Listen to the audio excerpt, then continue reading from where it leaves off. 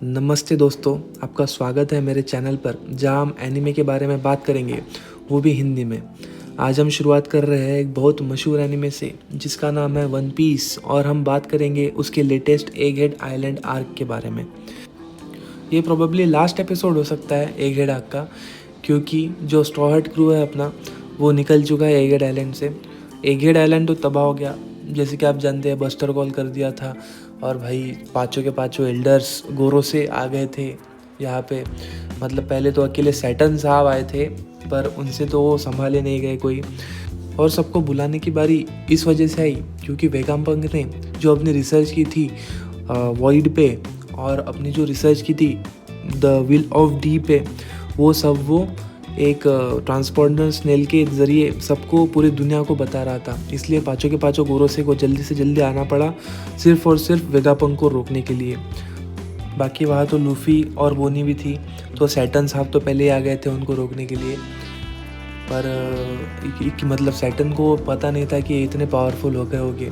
सबसे पहले तो आए थे रॉब लुच्ची और वो ज़ीरो साइफरपोल ज़ीरो, उनसे भी संभाले नहीं गया। अब ने पहले फाइट देखी वो लुच्ची वर्सेस लूफ़ी की, उसमें तो एक तरफा थी।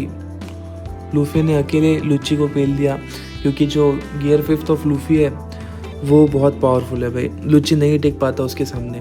तो लुच्ची को तो इजीली हरा दिया, बंदी बना दिया था सबको, फिर वापस से छोड़ दिया, मतलब छूट गए शायद से वो। फिर झोलो के पल्ले पड़ गया वो लुच्ची। पर मेन बात उनकी नहीं है भाई, मेन बात थी गोरोसे की। और गोरो से मतलब क्या एक्सपेक्टेशंस लेके आए थे ये गोरो से सबसे पावरफुल हो गए, क्योंकि इमू के सबसे क्लोज वही है गोरो से। मतलब अगर पाँचों के पाँच देखने को मिल जाए साथ में तो फिर तो भाई मामला ख़त्म है। बस्टर कॉल हो गया, पूरा एगेट तो तबाह हो गया। और मेरे को तो नहीं लगता कि अकेला लूफ़ी उन पाँचों को संभाल पाता, और शायद ज़ोरो भी अभी उस लेवल पे नहीं है कि वो गोरो से लड़ पाए, इसलिए उन्हें तो भागना ही पड़ना था। पर इधर वाइल्ड कार्ड एंट्री हो गई उस रोबो जायंट की। रोबो जायंट ने अकेले ने सबको संभाल लिया, उसने जो अपनी गांठ छोड़ी है और जो जॉय बॉय की हाकी निकाली है भाई, सबको सबको सबको गोरो से, सारे पाँचों को पाँचों गोरो से को अपने घर भेज दिया सीधे के सीधे। पर यहाँ पे इस आर्क में मुझे बुरा लगा सिर्फ ज़ोरो के लिए यार। ज़ोरो को एक ही फाइट मिली, वो भी लुच्ची के अगेंस्ट, और वो लुच्ची जिसको पहले ही पछाड़ दिया था लूफ़ी ने। मतलब जो लूफ़ी ने मार दिया भाई पहले, उसको उस हारे पीटे मरे हुए बंदे को ज़ोरो को फेस करना पड़ा फिर से। पर ज़ोरो को एक मोमेंट मिला भाई, सिर्फ एक ही मोमेंट मिला था ज़ोरो को, वो लुच्ची के अगेंस्ट जब वो पंप अप हो जाता है तो एक ही बार में लुच्ची को ख़त्म कर देता है ज़ोरो। पर ज़ोरो वो घोड़े वाले गोरोसे को नहीं संभाल पाया, क्योंकि ऑब्वियसली गोरोसे बहुत पावरफुल है भाई, वो इमॉर्टल है, उनको आप नहीं मार सकते। आप उनको कितने भी मारोगे वो मरने नहीं वाले, वो रिजनरेट हो जाते हैं। अपने को इस एपिसोड में दिखाया कि अपनी बोनी जो है वो नीका बन गई है भाई। मतलब बोनी की बैक स्टोरी अपन ने देखी, अब अपन बोनी को पहचानते हैं अच्छे से। पर बोनी ने जो किया है, अपन लूफ़ी के 5th गियर को इतना पावरफुल मानते हैं और उसने ऐसे ही उसको कॉपी कर लिया।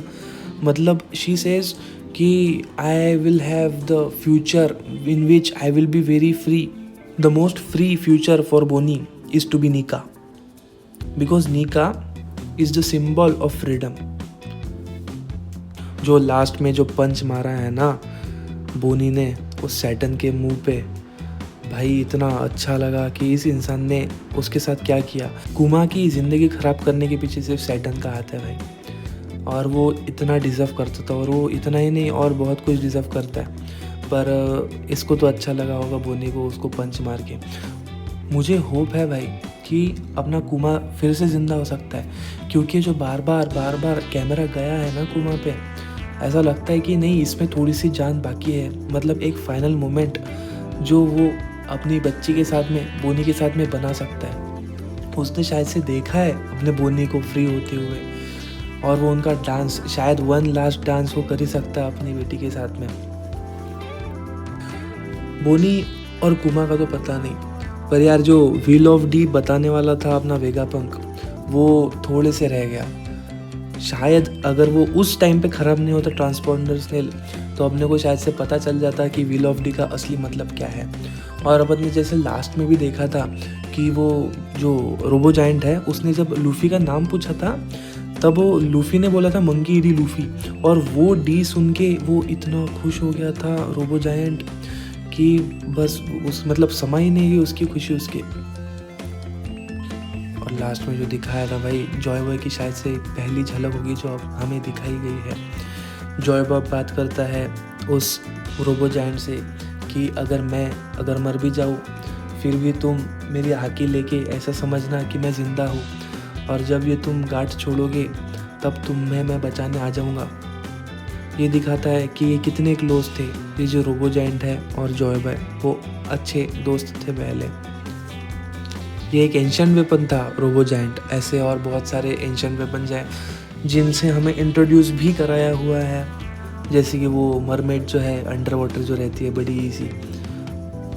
कैमरा जाता है इमू पे भी, जो कि बहुत दर्द में है। जैसे उसने जॉय बॉय की हाकी फील करी वो एकदम गर्म हो गया कि भाई ये क्या हो गया, मतलब उसको बहुत गुस्से आ गया कि जॉय बॉय वापस आ गया है। उसने सिर्फ उसकी हाकी फील करी और उसको इतना खौफ हो रहा है जॉय बॉय का कि वो एकदम डर रहा है जॉय बॉय से कि अगर कहीं ये जॉय बॉय वापस आ गया तो फिर खेल ख़त्म हो गया। और शायद से इनकी बैटल पहले भी हो गई है, क्योंकि जैसा कि ये बोल रहा था अपना रोबो जायंट कि मैं तुम्हें पहली बार जितवा नहीं पाया, पर इस बार मैं एटलीस्ट तुम्हें प्रोटेक्ट तो भी करूँगा। मतलब उस रोबो जायंट ने अपनी जान दे दी सिर्फ उस डी नाम के लिए। और ये भी पता चला हमें कि लूफ़ी को सिर्फ और सिर्फ लूफ़ी को ही उसकी आवाज़ सुनाई देती थी। जब लूफ़ी ने पूछा उन जायंट से कि क्या तुम्हें इनकी आवाज़ सुनाई दे रही है, तो वो बोले कि नहीं, ये तो खड़ा ही है, ये तो कुछ बोल ही नहीं रहा। पर उसको भी बुरा लगा होगा लूफ़ी को जब इसकी ये फाइनल मोमेंट्स थे उस रोबो जायंट के, वो फाइनली शट डाउन हो गया। इतने सालों के इंतज़ार के बाद, इतने साल उसने इंतज़ार किया अपने जॉय बॉय का, अपने दोस्त का, वो फाइनली उसको प्रोटेक्ट करते हुए ही बंद पड़ गया। लास्ट में स्पाइडर गुरु से जाता है और देखता है रोबो जायंट को कि क्या वो सच में बंद पड़ गया। तो फिर अपने को दिखाते हैं रोबो जायंट की आँख बुझते हुए।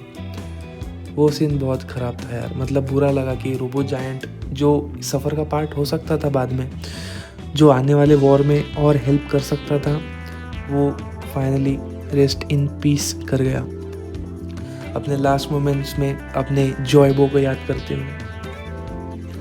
और अपने स्ट्रॉ हैट्स भी निकल जाते हैं अपने बोट पर सवार होके, अपने जायंट्स के साथ जाएंगे शायद से इस बार अपने स्ट्रॉ हैट्स। और जायंट्स की नगरी तो है अपनी एल्बैफ। तो मोस्ट प्रोबेबली अगला आर्क जो है वो एल्बैफ आर्क होगा, और यहाँ पे अपने को बहुत कुछ पता चलेगा नीका के बारे में।